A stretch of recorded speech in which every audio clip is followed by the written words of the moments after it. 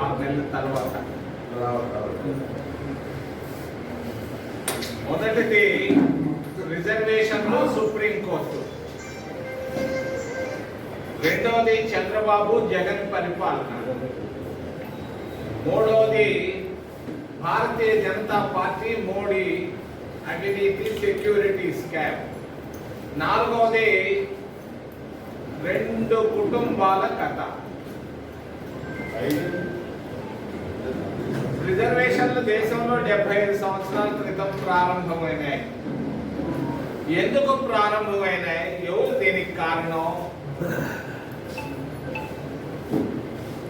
5000 సంవత్సరాల నుంచి అంటరానితనం అనేది దేశంలో ఉండేది. ఈ అంటరానితనాన్ని మహాత్మా గాంధీ గారు మొదట గమనించారు. ఇండియాలో, భారతదేశంలో కాదు, సౌత్ ఆఫ్రికాలో. మరి కృష్ణా జిల్లా నుంచి ఆ రోజు అంటరాని వాళ్ళు దర్భంగా సౌత్ ఆఫ్రికాలో ఉంటే వాళ్ళ ద్వారా అంటరానితనాన్ని గురించి తెలుసుకొని విజయవాడ వచ్చి ఎస్సీ కాలనీలో మొట్టమొదటిసారి ఆయన చూడటం జరిగింది. గాంధీ గారు పాదయాత్ర చేశారు దేశం మొత్తం స్వతంత్రం రాకముందు. ఆయన 2 విషయాలు ప్రస్తావించడం జరిగింది మహాత్మా గాంధీ గారు.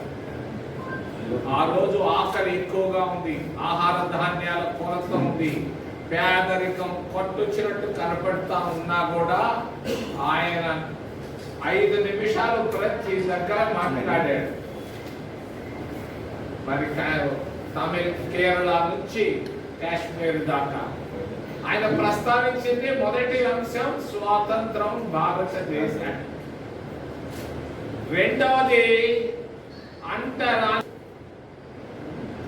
ఆ తర్వాత వచ్చినటువంటి కిరణ్ కుమార్ రెడ్డి ముఖ్యమంత్రి ఎన్ని వేల కోట్ల రూపాయలు ఖర్చు పెట్టాడు, చంద్రబాబు నాయుడు ఎన్ని వేల కోట్ల రూపాయలు ఖర్చు పెట్టాడు, మరి జగన్మోహన్ రెడ్డి ఎన్ని వేల కోట్ల రూపాయలు ఖర్చు పెట్టాడు. ఇప్పటిదాకా పోలవరం పైన ఎన్ని వేల కోట్ల రూపాయలు ఖర్చు పెట్టారు.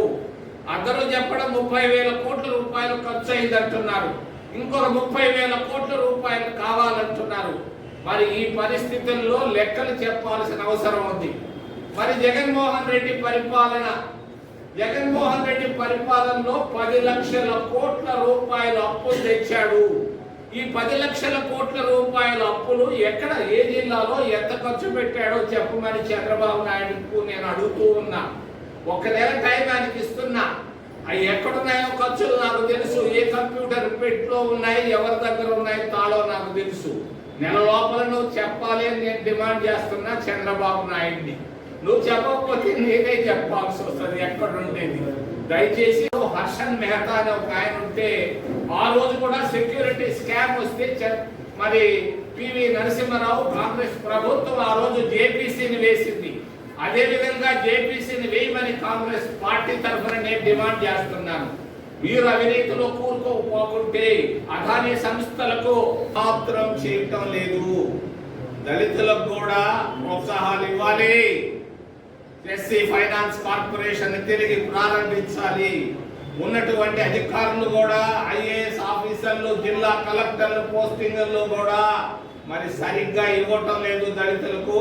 ఇది నేను ఏలెత్తి చూపిస్తున్నాను. దళిత రిజర్వేషన్లు దెబ్బతీయాలని ఆర్ఎస్ఎస్ కుట్రలు పంపుతుందని తెలియజేస్తూ ఏదైనా ప్రశ్నలు ఉంటే అర్థమని మిమ్మల్ని చేతులెత్తి ప్రార్థిస్తున్నాం.